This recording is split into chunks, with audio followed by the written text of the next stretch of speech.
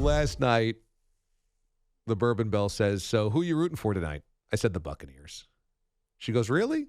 I go, yeah, I don't hate Tom Brady. She goes, huh.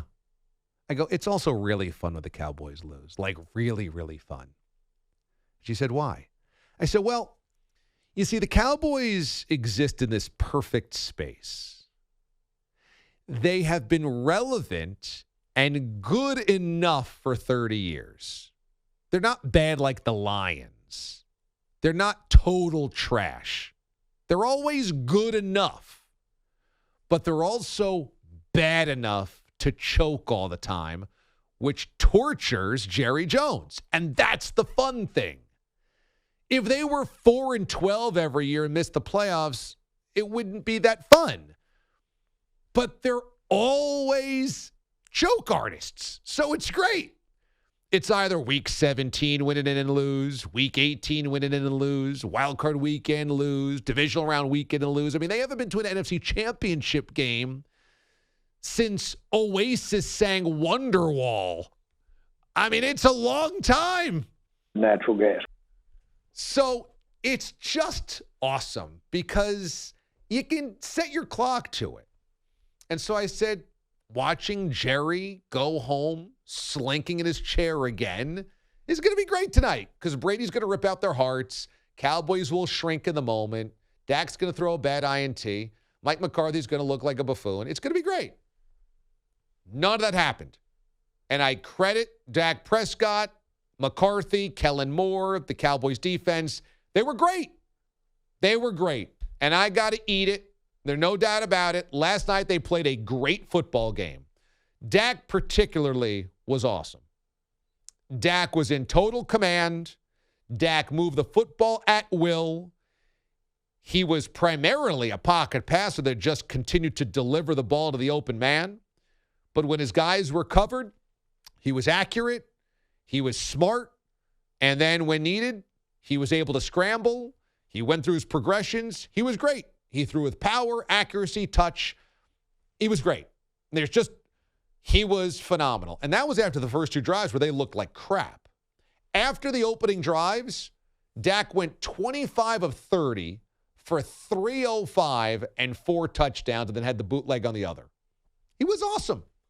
So when a guy plays that well, I'm not going to take anything away from him. Only compliments. Dak was awesome. And the Cowboys mixed the run of the pass great. Kellen Moore called a great game. Defense harassed Brady. They clogged all the passing lanes. The Cowboys did everything they had to do, and they did it well. The only thing they didn't do was kick extra points. So the Cowboys dominated last night. They had a 30-year road playoff losing drought. They broke that.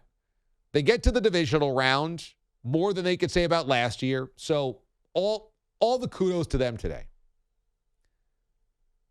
And for Dak, he needed that because the last month and a half of the season was oogly. I mean, Dak was lost the last month and a half of the season. So, hey, maybe Dak now turns into a playoff nightmare for opposing defenses. Maybe this is where he takes off and he has that Eli Manning or Joe Flacco or Nick Foles run where the postseason of 2022, 2023 is Dak Prescott's time. We'll see. He was glorious last night. I will add, as an addendum, I'm picking the Niners on Sunday. And it's a completely different weight class playing San Francisco. Because, again, you can only play who you play. And the Cowboys earned playing the worst division winner. No matter who it was, they were the best wild card. They earned the 4-5 matchup. But the Buccaneers are trash. I mean, the Buccaneers were the 2 miracles away from being a 7-win team this year, 7-10. And last night, what you saw was offensive line that can't protect, no run game whatsoever, and a secondary that got toasted time and time again. They looked slow and old, and Brady looked really old. I mean, Evans made a handful of good catches. Godwin played with energy, but the Buccaneers in general played like trash. It's a bad football team. That's a bad playoff football team. 8-9, they didn't deserve to be in the playoffs. They played in a bad division. So I have to couch, and this sounds unfair for Cowboys fans, like, oh, DA, you're going to pick everything apart. You just don't like the Cowboys. I admitted it. I wanted to see them lose last night. I always like seeing the Cowboys lose. It's like one of the great New Year's traditions. You turn the page, you try to eat a little healthier, Cowboys collapse. It's great. I love it. But it's the truth. I mean, the truth is the worst team in the playoffs actually were the Tampa Bay Buccaneers. When you looked at it, the only team that got blown out.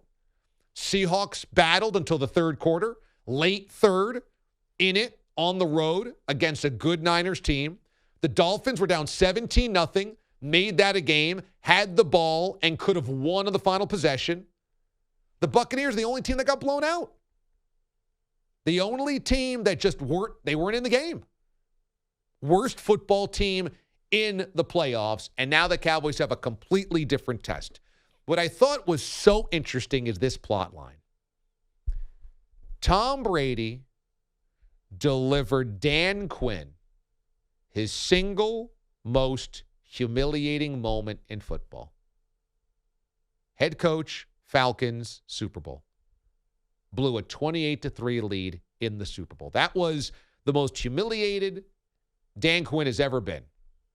And last night, Dan Quinn delivered the favor. Now, it's only the wild card game, wasn't the Super Bowl, but Dan Quinn's defense harassed Brady all night and made him look very un-Brady-like.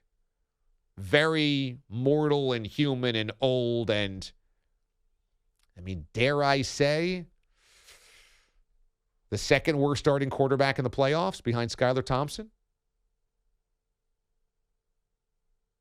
Am I missing somebody? I guess Tyler Huntley. But Huntley played pretty well. Snoop gave you a better effort. I mean, Huntley played pretty well. Was Brady the second worst starting quarterback in the playoffs?